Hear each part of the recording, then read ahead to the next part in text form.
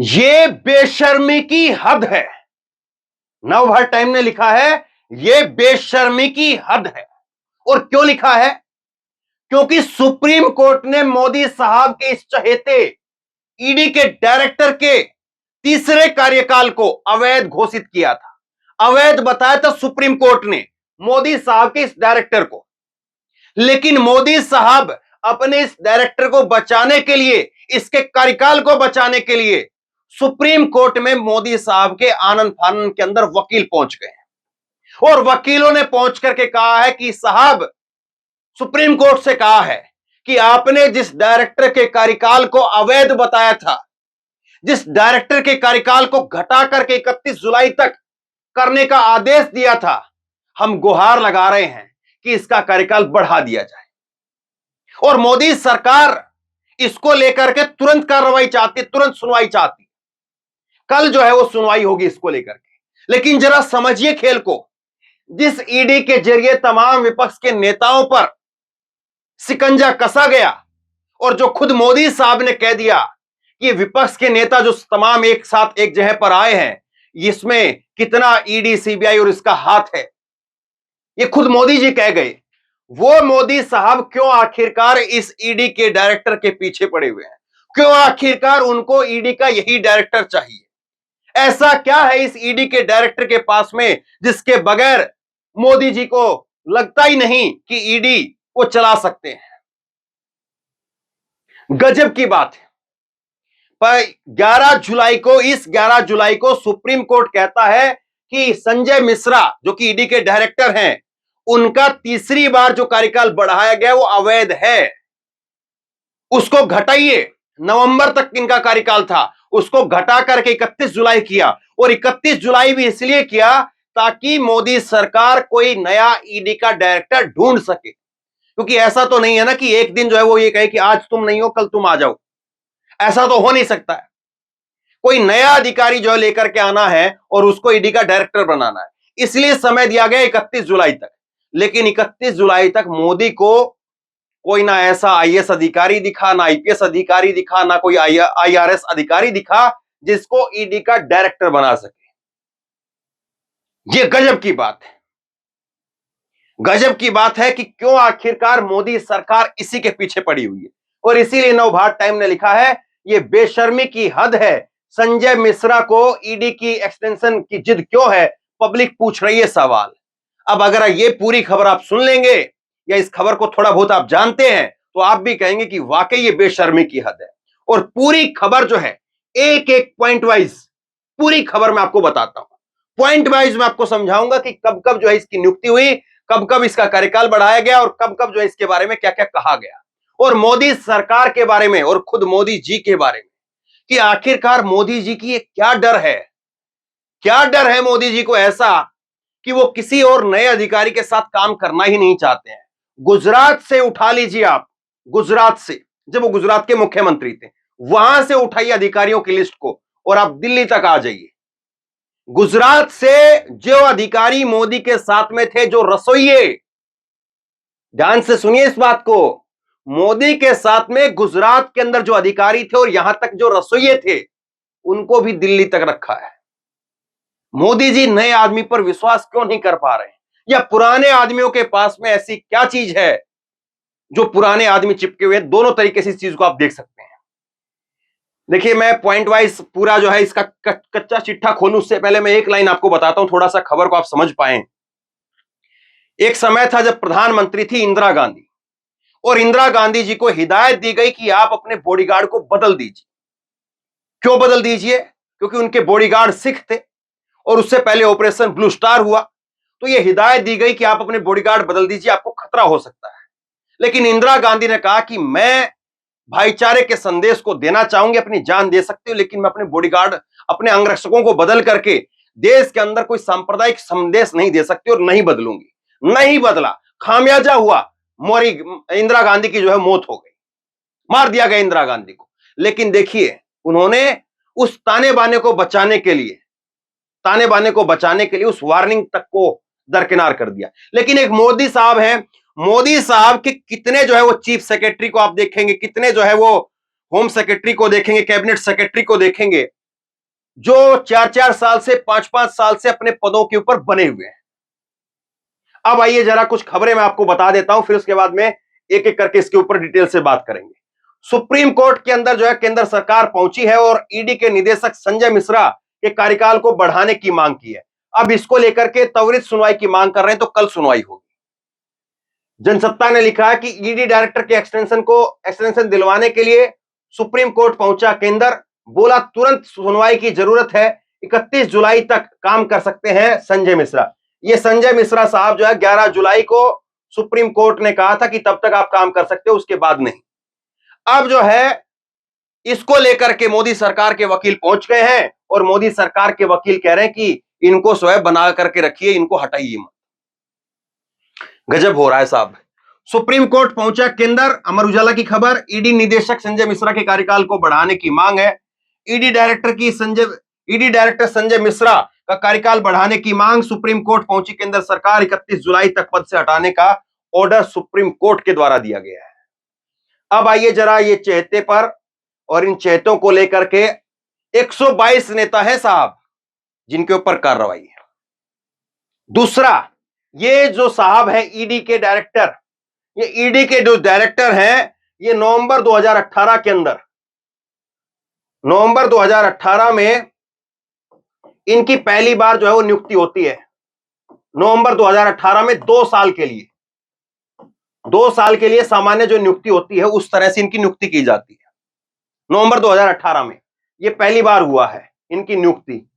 उसके बाद में पहला जो एक्सटेंशन इनको मिलता है, पहला जो कार्यकाल में विस्तार दिया जाता है 1 साल का, 1 साल का जो विस्तार जो पहली बार इनको मिला वो मिला 2020 के अंदर, 1 साल का विस्तार। और मोदी सरकार इसके लिए बाकायदा सीवीसी के अंदर संशोधन करके एक नया नियम लेकर के आ जाती है और उसके तहत कहा जाता है कि पहले जो 2 साल के लिए सीबीआई ईडी के जो अधिकारी 2 साल के लिए रहते थे उनको हम 3 साल के लिए रखेंगे। यानी 1 साल ये और 1 साल 2 साल पहले हो चुके थे, 3 साल के लिए जो है वो हम रखेंगे। ये मोदी सरकार जो कहती है और एक नया नियम लेकर के आ जाती है। अब ये पहला विस्तार हुआ, फिर उसके बाद में दूसरी बार इनका कार्यकाल का फिर विस्तार कर दिया गया। दूसरी बार जो है इनके कार्यकाल का विस्तार हुआ। अब कायदे से 2020 के अंदर जो है इनको 1 साल का एक्सटेंशन मिला था, तो 2021 के अंदर इनको जो है रिटायरमेंट हो जानी चाहिए थी, लेकिन 2021 में फिर से 2021 के अंदर इनको फिर से 1 साल का फिर से जो है वो इनका कार्यकाल बढ़ा दिया गया 1 साल के लिए। और इस बार जो कार्यकाल बढ़ाया उसके लिए कोई नियम कायदे नहीं। पिछली बार तो इन्होंने जो है वो एक रूल रेगुलेशन लेकर के आए थे कि 3 साल तक के लिए हम करेंगे, लेकिन इस बार जो कार्यकाल बढ़ाया यहां पर उसके लिए कुछ नहीं बदला, चुपचाप अपने आप से ही कर दिया। यानी अब इसको 4 साल हो चुके थे। अब इसके बाद में चलिए ये 2021 में आपने बढ़ा लिया, सो बढ़ा लिया, तो इसको 2022 में रिटायर कर दें, लेकिन नहीं, तीसरी बार इसका फिर से कार्यकाल बढ़ा दिया और 2022 में इसको कार्यकाल को फिर 1 साल बढ़ा देती है और 1 साल बढ़ा करके इसकी रिटायरमेंट रखी नवंबर 2023। ध्यान से देख लीजिए, पहली बार इसकी नियुक्ति होती है नवंबर 2018 में 2 साल के लिए, लेकिन उसके बाद में 2020 में 1 साल का फिर इसको बढ़ावा दे दिया जाता है और सरकार कहती है कि हम नया नियम लेकर के आ रहे हैं, संशोधन कर रहे हैं और उसके तहत अब ये होगा कि ईडी सीबीआई का जो डायरेक्टर होगा 3 साल के लिए रहेगा। फिर उसके बाद में ये तो नियम बनाया, फिर उसके बाद में 2021 में फिर 1 साल इसका चुपचाप से बढ़ा दिया और इसको कहा कि 2022 तक होगा, लेकिन 2022 में फिर नहीं हुआ, फिर इसका 1 साल और बढ़ा दिया और 2023 तक कह दिया। लेकिन इस बीच में कांग्रेस के नेता रणदीप सुरजेवाला, टीएमसी के नेता महुआ मोइत्रा और कुछ लोग जो है मिलकर के सुप्रीम कोर्ट पहुंच जाते, कुछ संगठन मिलकर के सुप्रीम कोर्ट पहुंच गए और सुप्रीम कोर्ट में पहुंच करके कहा कि ये तो जो है वो गड़बड़ घोटाला चल रहा है। सुप्रीम कोर्ट ने क्या किया? सुप्रीम कोर्ट ने 11 जुलाई को कहा कि 31 जुलाई तक हम इसको इसके पद पर बने रहना देना चाहते हैं, उसके बाद इसको रिटायर करेंगे। 31 जुलाई जो इसका कार्यकाल खत्म होना था ये 2023 है कि इसका कार्यकाल जो नवंबर 2023 तक चलना था, सुप्रीम कोर्ट ने कहा कि नहीं, हम जो है वो केवल इसको 31 जुलाई तक का रख सकते हैं। 31 जुलाई तक आप कोई नया जो है वो डायरेक्टर ढूंढ लीजिए, इसको टाटा बाय बाय करिए, ये सुप्रीम कोर्ट ने खुद कहा। लेकिन अब सरकार कह रही है 31 जुलाई से 5 दिन पहले कुल 5 दिन पहले जो है, वो आज 26 तारीख है, 5 दिन पहले सरकार चली गई सुप्रीम कोर्ट के अंदर, और सुप्रीम कोर्ट के अंदर सरकार जाकर के कह रही कि नहीं साहब यही चाहिए। गजब की बात है, गजब की बात कि यह सब कुछ कैसे हो रहा है। दूसरी एक और चीज मैं आपको बताता हूं कि ऐसा नहीं है। देखिए मोदी साहब के लिए क्या कहा जाता है कि मोदी साहब जो है वो बड़े ही अलग किस्म के आदमी हैं। वो किसी नए आदमी पर जो है वो विश्वास नहीं करते हैं। उनका आप देखेंगे तो अमित शाह साहब जो है वो बहुत पुराने जो है वो साथी हैं, बहुत पुराने स्कूटर के टाइम के। जब अमित शाह और जो है वो नरेंद्र मोदी स्कूटर पर चलते थे गुजरात में, तब से जो है वो अमित शाह और मोदी साथ में है। और आज तक जो है वो अब मोदी और अमित शाह अलग अलग हवाई जहाजों में उड़ते हैं, अपने अपने जो है वो अलग अलग जो है फ्लाइट जेट वगैरह हैं। तो आज स्कूटर से लेकर के हवाई जहाज तक, जेट तक जो है वो साथ साथ में। और इसी तरह से कई सारे ऐसे अधिकारी हैं, और यहां तक कि जो है वो जज भी मैंने आपको दिखाया राहुल गांधी के केस में, जो गुजरात के समय पर उनके साथ में वकील थे, बाद में उनको प्रमोशन करके जज बनवा दिया या जज बन गए वो अपने आप से। तो ये आखिरकार मोदी जी को ऐसा क्या डर लगता है, ये समझिए जरा इस बात को। देश का प्रधानमंत्री जो 56 इंच की छाती फला फला की बात करता है, शायद इतना कंट्रोल अधिकारियों के ऊपर। देखिए एक बात को और समझिए आप, कि कोई ये कहे कि भाई दिक्कत क्या है, सरकारी अधिकारी सरकारी काम करवा रहा, मोदी जी अपने तो कोई घर की सब्जियां नहीं कटवा रहे इनसे, कि ईडी का डायरेक्टर बना करके कोई ऐसा तो है नहीं कि इनसे कह रहे हो कि तुम मेरे पौधों में पानी डालो। वो ईडी के अधिकारी बने हुए हैं, पहले भी ईडी के अधिकारी थे, उनको एक्सटेंशन देकर के बढ़ा करके काम करवा रहे हैं। तो दिक्कत क्या है इसमें? दिक्कत यह है साहब कि ये कोई सलाहकार के पद पर नहीं है, ये कोई मोदी जी के निजी सलाहकार नहीं है, ये सरकारी पद पर हैं। और आप जो है वो ऐसे पदों के ऊपर, सीबीआई का पद है, ईडी का पद है, ऐसे पदों के ऊपर आप जो है वो 5-5 साल के लिए अगर लोगों को रखोगे, तो फिर तो इसका मतलब साफ है कि जैसे सरकार आ रही है वैसे ही अधिकारी आ रहे हैं, और फिर वैसे ही चलता रहेगा। अमेरिका में क्या होता है? अमेरिका में यह कि एक बार जो अधिकारी आ गया वो आ गया, फिर चला निकल गया। लेकिन यहां पर तो कुंडली मार करके बैठे हुए हैं। मोदी जी परिवारवाद की बात करते हैं कि एक ही परिवार का कोई नेता क्यों रहे, नया नेता क्यों नहीं आए। तो नए नेता नहीं है क्या? नए अधिकारी नहीं है क्या? नए जो आईएएस अधिकारी हैं, आईआरएस अधिकारी हैं, आईपीएस अधिकारी हैं, क्या उनमें कोई काबिलियत नहीं है? क्या मोदी जी को कोई एक अधिकारी मिला ही नहीं 4-5 साल के अंदर? 2018 से लेकर के 2023 तक कोई एक अधिकारी मोदी जी को नहीं मिला जो ईडी का डायरेक्टर बन सके। सोचिए तो सही इस बात को कि कोई आदमी आपको 5 साल के अंदर नहीं मिला। ये कोई आपका घर का काम नहीं हो रहा है, और ये ऐसा नहीं कि कोई फ्री में काम कर रहे थे, चलो इनको रख लेते हैं। अधिकारियों को तो आप लेकर के आएंगे, नीचे के अधिकारी उनको प्रोत्साहन करके ऊपर लेकर के आएंगे तो अच्छा काम करेंगे वो। और उनको मालूम है कि हम उस पद पर तो जाने ही नहीं है, हम डायरेक्टर तो बनने ही नहीं है, तो वो जहां तहां है, वो जहां तहां पड़े रहेंगे। सीधे तौर पर यह दिखाई दे रहा है कि 5 साल तक इनको कोई अधिकारी नहीं मिलता है। 2018 के अंदर जो इनकी नियुक्ति होती है, और 2018 से आप इनको लादे लादे 2023 तक आ गए, और अब भी आप चाहते हैं कि आगे भी यही बने रहे। तो इसका मतलब क्या है? इसका मतलब यह है कि आप या तो इनसे कुछ काम करवाना चाहते हैं, या इनके पास में कुछ है, समझ से परे चीजें हैं। और फिर जो है वो इन्हीं के कार्यकाल में देखिए क्या क्या हुआ है। इन नेताओं की फेरिस्त है, और ये तो नेता कुछ तस्वीरें में आपको दिखाई दे रहे हैं। 122 नेताओं की फेरिस्त है, 122 नेताओं, जिन पर ईडी का या और अलग अलग एजेंसियों का जो है शिकंजा चला हुआ है। और इसमें बीजेपी के नेता कितने हैं? बीजेपी के नेता केवल उंगलियों पर आपको आ जाएंगे, 2 4 3 नेता। और वो भी जब भाजपा में आए तो फिर ठीक है, भाजपा से चले गए तो अलग, फिर कुछ इस तरह से है। तो ये सारी चीजें मोदी सरकार के ऊपर, मोदी जी के ऊपर, मोदी जी के काम करने के तरीके के ऊपर सवाल खड़े करती है। ये बताती है कि मोदी सरकार जो है वो किस तरह से काम कर रही हो। सोचिए जरूर इस बात को। और चलते चलते मैं आपको एक चीज और बता देता हूं, मोदी जी को ना जाने ईडी से आजकल कुछ खास प्रेम हो रहा है। ईडी से कुछ खास प्रेम हो रहा है, और देश भर में चाहे बेरोजगारी हो, लेकिन ईडी के डिपार्टमेंट में बेरोजगारी नहीं है। ईडी के डिपार्टमेंट में कोई बेरोजगारी नहीं है। ईडी के डिपार्टमेंट में जहां पर आज के समय पर 1600 के करीब जो है वो अधिकारी होने चाहिए, जो अलग अलग अधिकारी होते हैं डिपार्टमेंट के अंदर। एक ही डिपार्टमेंट में अलग अलग अधिकारी कर्मचारी होते हैं, तो 1600 के करीब जो है कर्मचारी यहां पर ईडी के अंदर होने चाहिए। आज के वक्त में कितने हैं मालूम है? 1600 में 2000 के करीब जो है वो यहां पर अधिकारी कर्मचारी ईडी के अंदर आज हैं, जितने होने चाहिए उससे ज्यादा। और अब जो है वो मोदी सरकार का टारगेट है इसको लेकर के जाने का 6000 तक, कि 6000 अधिकारी कर्मचारी ईडी के अंदर होने चाहिए। बनाओ, एक एक आदमी के पीछे जो है एक एक पद, नए नए पद जो है बनाइए, कि एक कोई कुर्सी पर बैठा उसके लिए उसको 3 और दो, कि वो 3 और फाइलें जो है चेक करें। मतलब कि एक नेता की कितनी फाइलें उस कुर्सी पर होंगी, सोच करके देखिए। एक उद्योगपति की कितनी फाइलें उस कुर्सी पर होंगी, सोच करके देखिए।